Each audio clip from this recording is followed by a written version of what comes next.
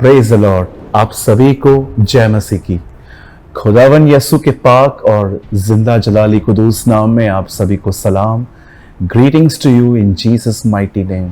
आपका स्वागत है आज के 41वें वीडियो में। इससे पहले हमने 40 वीडियो इस चैनल पे पब्लिश किए हैं। हर वीडियो के साथ एक आर्टिकल जुड़ा हुआ है। आज भी जो वीडियो है, आज भी आर्टिकल मिलेगा आपको। और आज मैं बात करना चाहता हूँ यीशु के आने से पहले तैयारी किस तरह करें।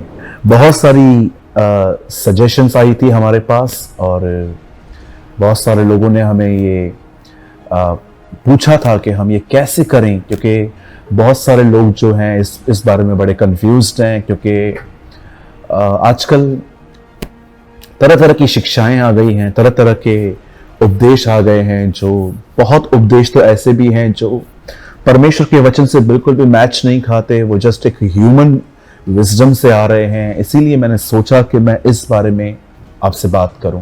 मैं आप सबको बताना चाहता हूं, इस चैनल पे इससे पहले भी काफ़ी सारे वीडियोस हैं और सब बेसिक टीचिंग्स हैं। प्रार्थना कैसे करनी है, वचन कैसे पढ़ना है, वचन न समझ में आए तो क्या करना चाहिए, दुआ में अगर मन भटक रहा है तो क्या करें। ऐसे बहुत सारे सवाल जो एक नए और पुराने मसीहों के होते हैं, उनका उत्तर देने की मैंने प्रभु के अनुग्रह से कोशिश की है। और आज एक बार फिर से मैं आपको एक बहुत ही महत्वपूर्ण सवाल के ऊपर मैं आपसे बात करना चाहता हूं।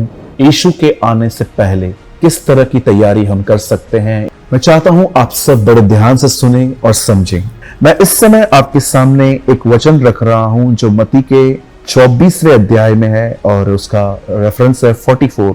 इसलिए तुम भी तैयार रहो, क्योंकि जिस घड़ी के विषय में तुम सोचते भी नहीं हो, उसी घड़ी मनुष्य का पुत्र आ जाएगा। आप जानते होंगे कि प्रभु यीशु मसीह के चेले जो थे, वो जब वो उसके साथ घूमते थे तो वो तरह तरह के सवाल उनसे पूछते थे। जैसे कि एक बार प्रभु के वचन में लिखा गया है, ऊपर से गुम्मट गिर गया तो उन्होंने उससे पूछा कि किसने पाप किया था प्रभु के इतनी भयानक मौत हुई। तब यीशु ने उनको उत्तर दिया कि जो तौबा नहीं करेंगे, मन नहीं फिराएंगे, पश्चाताप नहीं करेंगे, वो उसी तरह खत्म होंगे। या तरह तरह के लोग सवाल पूछते थे उनसे, तो वो उनको उत्तर देता था। वैसे ही एक बार जब यीशु ने अपने आने की बातें कही, तब उन्होंने उससे सवाल पूछा, आपके आने का और इस जगत के अंत का क्या चिन्ह है। याद रखिए, सेकंड कमिंग और रैप्चर दोनों डिफरेंट हैं। बहुत सारे लोग रैप्चर को सेकंड कमिंग कहते हैं। जी नहीं, सेकंड कमिंग जो है वो एक गुड न्यूज नहीं है, वो न्याय का दिन है। प्रभु यीशु मसीह उन दिनों में कलीसिया को लेने नहीं लेकिन न्याय करने आएगा। लेकिन रैप्चर, उठाया जाना, स्वर्गरोहण जो है वो कलीसिया के लिए है। दूसरे आगमन पे हमारी कोई आशा नहीं है, वो तो खतरनाक दिन है। लेकिन हम सबकी आशा उठाए जाने में है। दुल्हन जो है वो उठाए जाने में आनंदित है, न कि उसके दूसरे आगमन के बारे में। तो हमें ये चीजें बड़ी समझनी पड़ेंगी कि उठाए जाने और सेकंड कमिंग में क्या अंतर है। याद रखिए, प्रभु यीशु मसीह बहुत जल्द आएंगे, अपनी चर्च को उठा के ले जाएंगे, अपनी दुल्हन को वो ले जाएंगे जो कलीसिया आप और मैं हैं। उसके बाद जो लोग रह जाएंगे, उसके 7 साल के बाद एक वो वापस आएगा, जब वो राज दंड लेकर न्याय करने के लिए, बादशाहत करने के लिए वो आएगा। और वो हमारे लिए नहीं है, हमारे लिए मात्र आशा रैप्चर है, उठाया जाना है, स्वर्गरोहण है। तो जब वो उससे पूछ रहे थे कि आपका आना और जगत के अंत का क्या चिन्ह है, तो आप जानते होंगे प्रभु यीशु मसीह ने बहुत सारी बातें हमारे बारे में और इज़राइल के बारे में बताई। जैसे कि हैकल में एंटी क्राइस्ट का आना, विपत्तियां आना, लोग उन दिनों में अपनी मौत मांगेंगे। लेकिन वो सब बात में है। पहले आप इस बात को जान लीजिए, किस तरह के लोग उठाए जाएंगे। याद रखिए, रैप्चर हर एक के लिए नहीं है, वो उनके लिए है जो तैयार है। और हो सकता है कि आपके पास प्रभु के आने के विषय में बहुत सारा ज्ञान है पर तैयारी नहीं है। अगर आज भी मेरे अंदर किसी को माफ करने जैसा स्वभाव नहीं है, अगर आज भी मैं दूसरों की उन्नति को देख के जल रहा हूं, या मेरी आंखों में आज भी पवित्रता नहीं है, भले ही मैं मुंह से कुछ कहता हूं लेकिन मेरा हृदय जानता है खुदावन कि मैं अंदर से कैसा हूं, तो मेरे भाइयों, मेरी बहनों, ये तैयारी नहीं है। ये वो जीवन है जो भले ही ज्ञान से परिपूर्ण है। क्या आपने इस बात को देखा? फरीसियों के पास पूरा ज्ञान था, लेकिन क्या आपने ये बात नोटिस की, उनके हृदय में किसी के लिए दया नहीं थी। सबत के दिन चंगा करने पर वो यीशु पे भड़कते थे। जब चेलों ने उससे पूछा आपका आना कब होगा, तब उसने बहुत सारी बातें बताई कि उसके आने से पहले नूह के दिन आएंगे, सब सामान्य हो जाएगा। अब देखिए सब सामान्य हो रहा है। अब कोई कोविड-19 की बात नहीं हो रही, अब सब शांत होता जा रहा है। जिंदगी जो है वो वापस सामान्य हो रही है। लोग अब विदाउट मास्क भी घूम रहे हैं। अब आप देखिए कोई आरटीपीसीआर नहीं पूछी जाती एयरपोर्ट पे, अब कोई वैक्सीनेशन की बात नहीं करता। अब सब नॉर्मल होता जा रहा है, नूह के दिनों के समान। जैसे नूह के दिनों में सब नॉर्मल था, लोग खा रहे थे, पी रहे थे, मैरिजेस हो रही थी, लोग अपने घरों को पेड़ पौधों से सजा रहे थे। अब सब सामान्य हो रहा है। लेकिन बहुत सारी बातें जो यीशु मसीह ने बताई, और अंत में वो इस वचन में कहता है कि मैं तुम्हें सब बता रहा हूं, लेकिन मैं तुम्हें कभी वो दिन नहीं बताऊंगा कि मैं कब आने वाला हूं। I will never mention a date. उसने कभी हमें सन तारीख नहीं बताई, क्योंकि ये बड़ा खतरनाक था। क्योंकि आपको पता है आजकल के हमारे अंदर एक स्वभाव है, जब हम अगर हमें पता चल जाए कि यीशु इस तारीख को आएगा, तो हो सकता है उससे 2 दिन पहले भी हम गुनाह में जिए, और उसके बाद जब वो दिन आए तब हम गंभीर हो जाए, जो बड़ा खतरनाक था। क्यों प्रभु ने अपनी डेट नहीं बताई? ताकि हर पीढ़ी, हर जनरेशन अपने आप में तैयार रहे, सीख सके और तैयारी कर सके। अगर यीशु इतना लिख देता कि मैं 2025-26 में आऊंगा, तो आज भी शैतान हमारे मन में ये ख्याल डालता कि ओ उसके आने में 4 साल बाकी हैं, अभी तो बहुत समय है, अपना जीवन जियो, आराम से गुनाह करो, सब कुछ करो, जब वो आ जाएगा तो माफी मांग लेना, बड़ा दयालु परमेश्वर है। शैतान कई बार वचनों को लेके आपको पता है हमें भरमाने की कोशिश करता है। कई बार अगर आप सिर्फ ये जानते हो कि प्रभु दयालु है, अनुग्रह से भरा हुआ है, इस बेस पे अगर मैं कहता हूं कि वो अनुग्रहकारी दयालु है, मैं जो चाहे मैं कर सकता हूं, तो ये मुझे नहीं लगता कि ये सोच मुझे खुदा ने दी है। जब यीशु ने अपने आने की बातें कही तो उसने कहा तैयार रहना। अब मैं आपको बताना चाहता हूं तैयार व्यक्ति होता कैसे है। सबसे पहले दूसरों की जिंदगियों को झांकना बंद करें, यहां से तैयारी शुरू होगी। इससे पहले किसी की भी तैयारी शुरू नहीं हो पाएगी। सबसे पहले आप दूसरों के जीवनों को जांचना। डिसर्नमेंट अलग बात होती है, डिसर्न करना अलग बात होती है, लेकिन बहुत सारे जो लोग हैं वो दूसरों की जिंदगियों के व्यक्तिगत मामलों को जानने में बड़े रुचि रखते हैं कि इनका क्या हुआ, इनके साथ क्या हुआ, ऐसे क्यों हो गए ये। मैं आपसे पूछना चाहता हूं, अगर आप दूसरों के जीवनों को झांकने में अपनी जिंदगी बिताएंगे, आप अपने जीवन को कब देख पाएंगे? बड़ी रुचि है आजकल कुछ लोगों की कि मैं जानूं इसकी जिंदगी में क्या हुआ, ये बहन वापस क्यों आई है, ये भाई यहां क्यों गया है, यहां क्या हो रहा है, वहां क्या हो रहा है। इवन बहुत सारे लीडर्स भी ये जानना चाहते हैं कि उस चर्च में क्या हो रहा है, इस चर्च में क्या हो रहा है। क्या हमें अपनी कलीसिया के बारे में कुछ पता है? We know about our church. तैयारी वहां से शुरू होती है जब एक व्यक्ति अब दूसरों का जीवन जानने की रुचि में शून्य इंटरेस्ट रखता है। मैं आपको कहना चाहता हूं, मैं किसी की जिंदगी को जांचने की कोशिश नहीं करता, आपके साथ क्या आया है, कौन आपके साथ ये क्या था, वो क्या था। याद रखिए आंखें कई बार धोखा भी देती हैं। सबसे पहले अपने जीवन को जांचिए, आप कहां हैं। क्या आप उस स्टैंडर्ड तक पहुंचे हैं जिसका विषय में बाइबल बताती है? उनके हृदयों से जीवन के जल की नदियां बह निकलेगी। क्या यह हमारे जिंदगी में हो रहा है? जवानी की अभिलाषाओं से भाग, क्या हम इस स्टैंडर्ड तक पहुंच पाए हैं कि हम पाप से नफरत कर बैठे?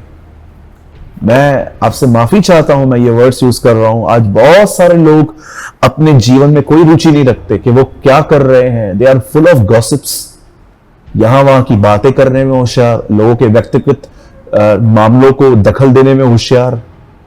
कई बार हम वचन सुन लेते हैं कि दुश्मनों से प्रेम करो, पर हम अपने चर्च के लोगों से बात नहीं करते। आप तैयार हैं? सोचिए, आपको एक जीवन मिला और आपने वो पूरा जीवन दूसरों को जांचने में लगा दिया कि ये बहन ऐसी क्यों है, ये भाई ऐसा क्यों है। तैयारी वहां पर खत्म हो जाती है, लेकिन शुरू जानते हैं कब होती है? जब आप अपने जीवन को झांकते हो कि आप कहां हो। Do you have a purity in your heart? क्या आपके हृदय में पवित्रता है? क्या सच्चाई है? कहीं ऐसा तो नहीं है कि आप, क्या कहता है दाऊद, तू हृदय की सच्चाई से खुश होता है। खुदा को पसंद है कि हमारा हृदय और हमारे शब्द सेम हो। ऐसा नहीं कि हमारे हृदय में कुछ और हो और हमारे शब्दों में कुछ और हो। थिंक अबाउट दिस, सोचिए इस बारे में। क्या आप तैयार हो रहे हैं? तैयारी वहां से शुरू होती है जब एक व्यक्ति अपने जीवन को जांचना शुरू करता है कि मैं कहां पर हूं। आज से बहुत साल पहले जब आदम ने पाप किया और प्रभु आए, प्रभु ने उसे पहला क्वेश्चन कहा, आदम तू कहां है? वह सर्वशक्तिमान खुदा, वो राजाओं का राजा जिसके सामने एंजल्स झुकते हैं, सजदा करते हैं, जो इतना ताकतवर है कि उसका कोई मंत्री नहीं है कि वो किससे सलाह ले, वो खुद अपने आप में परमेश्वर है। क्या उसे ये नहीं पता था आदम कहां है और वो क्यों छुपा हुआ है? वो जानता था कि आदम ने फल खाया है और लज्जा और डर के कारण वो छुपा हुआ है, और परमेश्वर सब जानते थे। उसके बाद भी वो उससे पूछता है कि तू कहां है? जिस फल को खाने के लिए मैंने मना किया था, क्या वो तूने खाया? इसी के बेटे ने, जब केन ने हाबिल की हत्या की, खुदा उससे भी यही आके बात पूछता है, तेरा भाई कहां है? परमेश्वर सब जानता है, लेकिन जानते हो वो क्या क्या करना चाहता था? वो क्या देखना चाहता था कि क्या हम ईमानदार हैं? मेरे भाइयों, मेरी बहनों, यहीं से तैयारी शुरू होती है। हम सभी अपने अपने जीवन को जांचें कि हम क्या कर रहे हैं, किस तरह से बात कर रहे हैं। क्या हम बात करने में काइंड हैं? क्या हम बात करने में सॉफ्ट हैं? क्या हम हम्बल हैं? क्या हम जेंटल हैं? क्या हम प्योर हैं? क्या हम स्पिरिट में पुअर हैं? सबसे पहले अपने जीवन को जांचिए, और अगर आपको खुदावन कुछ गलत दिखाता है, उसको प्रभु के सामने मानिए और उससे कहिए कि मुझे आत्मा से भर, मुझे अनुग्रह दे, ताकि मैं इन चीजों को न दोहराऊं। इससे कहते हैं प्रभु के आगमन की तैयारी करना। अगर आपकी जिंदगी इस तरह नहीं है तो मैं आपको बताना चाहता हूं मेरे भाइयों, मेरी बहनों, यह कोई नकारात्मक बात नहीं है, यह सत्य है। यीशु मसीह ने हमारे सामने रखा कि 5 कुंवारियां रह गई थी, हम रह जाएंगे अगर हम अपने जीवन पे ध्यान नहीं देंगे तो। कुछ लोग आज आपको सिर्फ खुश करते हैं कि आपके पास गाड़ी, बंगला, पैसा है, आप खुश, आप आशीषित हो। पर मैं आपको बताना चाहता हूं, जिस दिन खुदा आएगा आप उन लोगों को कोसेंगे क्योंकि उन्होंने आपको तैयारी के बारे में नहीं सिखाया था। मैं नहीं कहता हूं ऐसा सब करते हैं, लेकिन मैं उनकी बात कर रहा हूं जो नहीं करते ये सब।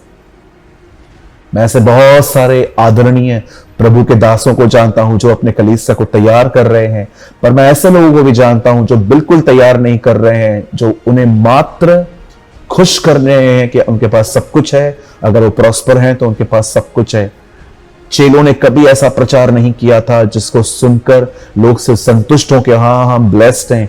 वो हमेशा लोगों के सामने यीशु के जीवन के बारे में बात करते थे कि जब हम उसके साथ थे वो उस तरह जीता था। आप पढ़ के देखिए पतरस से, पतरस क्या कहता है, पहला पतरस 2 अध्याय में, उसने गाली सुन के गाली नहीं दी, वह दुख उठा के धमकी नहीं देता था, उन्होंने उसका चरित्र उसके सामने रखा था।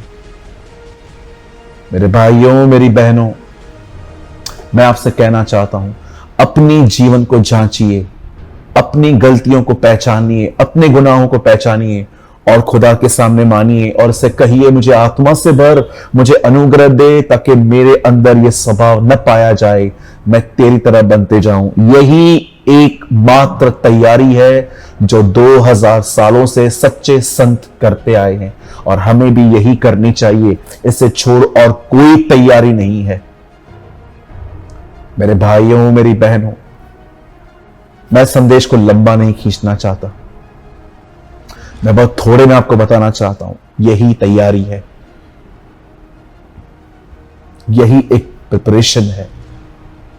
अपने आप को जानना, प्रभु को कहना कि मुझे ज्योति दे, जैसे यूहन्ना में लिखा है, जैसा वह ज्योति में है वैसे तुम भी ज्योति में चलो, तो उसका लहू तुम्हें साफ करता है। अब परमेश्वर से एक ज्योति मांगिए, और मैं आपको बताना चाहता हूं मेरे भाइयों बहनों, जब परमेश्वर आपको आपकी गलती दिखाए, डोंट बी डिस्करेज। वो आपसे प्रेम करता है, इसलिए वो आपको आपकी गलती दिखा रहा है ताकि आप वहां से बाहर आ सको। व्हाट अ ग्रेट लव कि परमेश्वर हमें तैयार कर रहा है ताकि हम उसके साथ रह सके। Don't believe in one saved all saved वाले डॉक्ट्रिन में कि बस मैंने एक बार विश्वास किया था, उसके बाद मैं कुछ भी करूं, क्या भी करूं, डीजे पे जाऊं, मैं डीजे पार्टी पे डांस करूं, मैं शराब पीऊं, मैं 25 दिसंबर को एक दिन साल में ड्रिंक करूं, सब चलता है। नहीं चलता, बिल्कुल नहीं चलता ये सब। हम परमेश्वर का मंदिर हैं, प्रभु ने हमें इस मंदिर को शुद्ध रखने की आज्ञा दी है। मैं आपसे विनती करता हूं, अपनी तैयारी पे ध्यान दें। खुदा से कहें मुझे रोशनी दे ताकि मैं अपने अंधकार को देख पाऊं।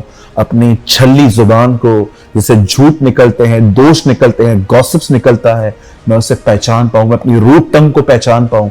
मेरे हृदय पर रोशनी दे कि कहीं ऐसा ना हो कि मैं शब्दों से प्यार करता हूं पर मेरे हृदय में लोगों के लिए नफरत है। मेरे हाथों पर रोशनी दे कि ये हाथ दुआओं के लिए भी उठते हैं और लोगों को मारने के लिए भी उठते हैं। प्रभु मेरे मन पर, मेरे दिमाग पर अनुग्रह दे।